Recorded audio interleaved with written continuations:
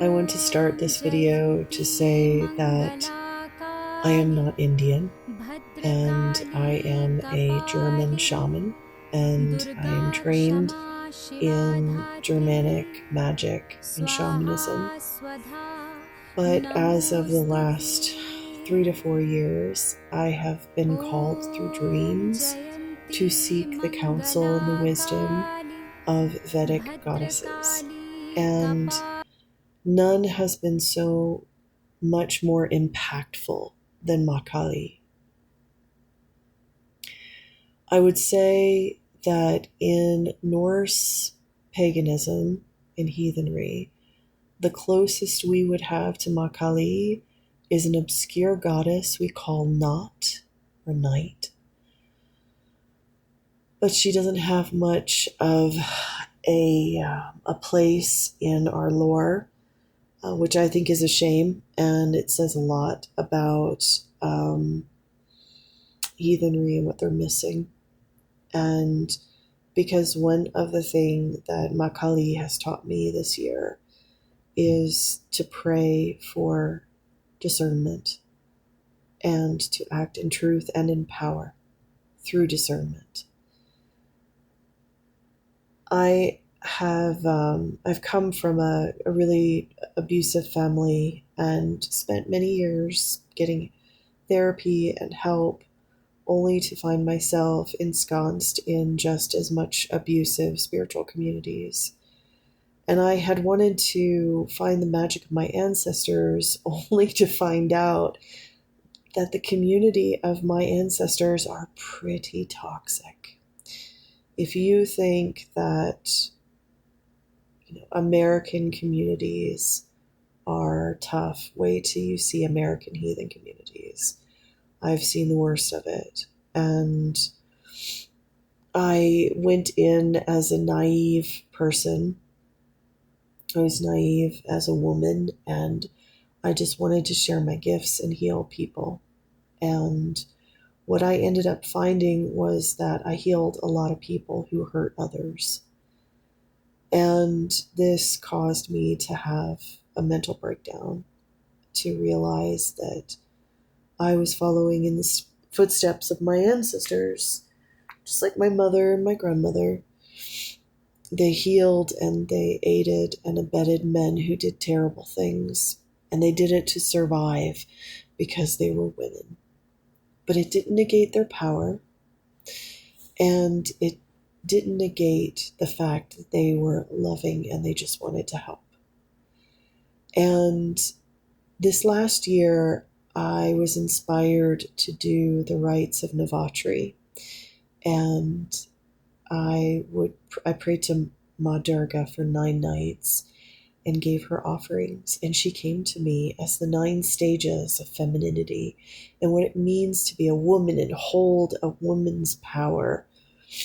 And she encouraged me to go back to Ma Kali, to learn from her, to learn from how does she discern from demon and man? How does she learn how to sever the head of a demon and allow the loving kind-heartedness of Shiva to exist? Like, how do you know the difference between Shiva and a demon in somebody that you're helping? Because most of the time, when people come to you for help, they come to you in complete vulnerability and innocence. And it's hard to discern the difference between the two. And one of the things that Ma Kali has been teaching me is to trust my instinct, especially trust my wounded inner child who can discern. And that's when I began to realize that that's what Ma Kali is. She is the wounded inner child of the feminine. She is the feminine who saw the worst of the masculine. She's the feminine who saw the dark underbelly of society.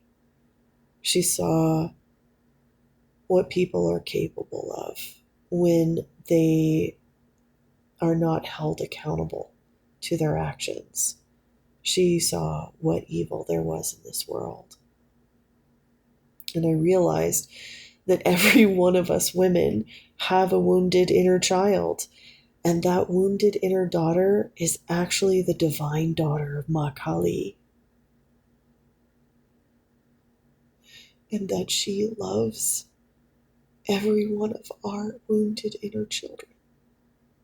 Every woman that has had to compromise her values in order to survive and stay safe. Every woman who has had to patch together a man who has then hurt her and maybe her own daughter afterwards. Every woman who has used her gifts and abilities to help someone in her community who has used her abilities for evil. Ma Kali, she sees all those wounds. She comes from those wounds. And I realized I had a dream a couple nights ago about her. And I was sitting at the table of my gods, and I realized there were people who were leaving the table.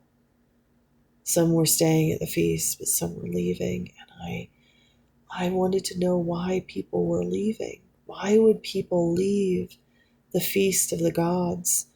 And someone told me to check the bedchambers of the mother and father of reality. And so I went to seek the bedchamber of the mother and father. And as I walked into the bedchamber, I was all of a sudden suspended in space.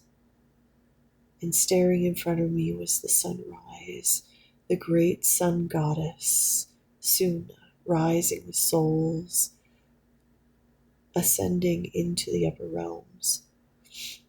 And I turned, and behind me was a goddess even far greater than Suna herself. She was the blackness of the night.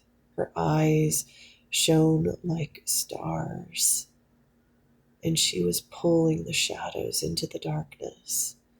But it wasn't a ferocity, it wasn't evil, it was an acknowledgement of the age of Kali is descending, and the age of something beautiful, bright, and amazing is ascending. But this is a time when all of us need to make our own choices. What is our relationship with evil?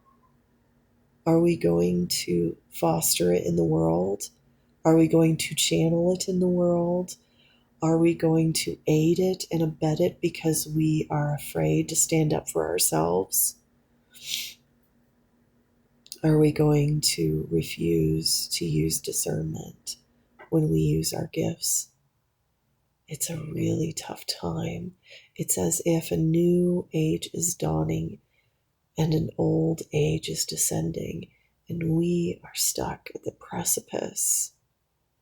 And I feel Kali, she knows the path that we need to take, and she watches over us. And I think a lot about my ancestors.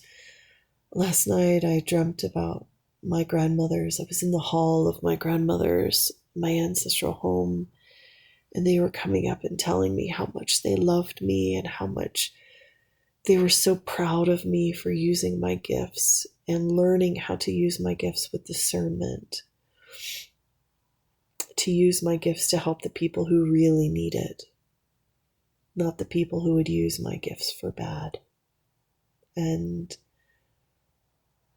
I've been feeling this all day. It's just been this feeling that has come that Ma Kali is speaking to the wounded inner child of the feminine all over the world. And she is saying that it's okay. It's okay